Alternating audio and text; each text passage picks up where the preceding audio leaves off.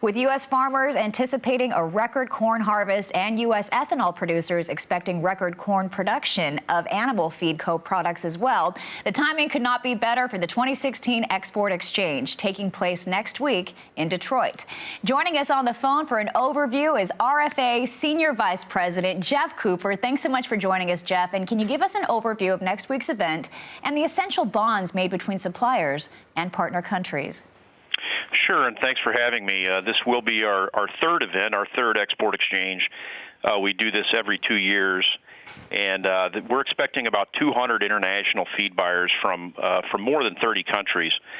And in addition to that, we'll have 250 or 300 U.S. producers. These are our feed millers, farmers, feed sellers. So it's just a great place to get buyers and sellers together.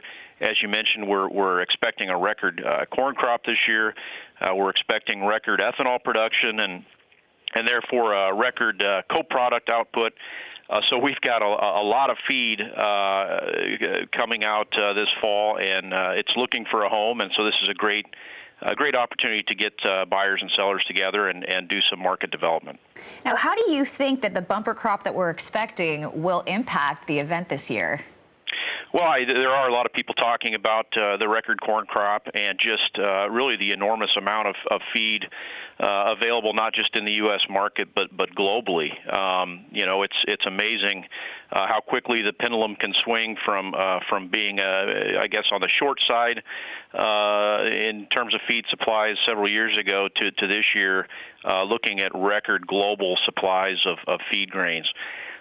So it is very much on the minds of producers here in the U.S. And again, we're looking for ways to expand markets, develop new markets for what we expect to be a record corn harvest and record production of ethanol co-products. Now, in today's volatile ethanol market, DDGs have become even more important for producers. Why do you think that's the case? Well, it's interesting. People ask, well, why is the ethanol industry sponsoring a conference on feed grain exports?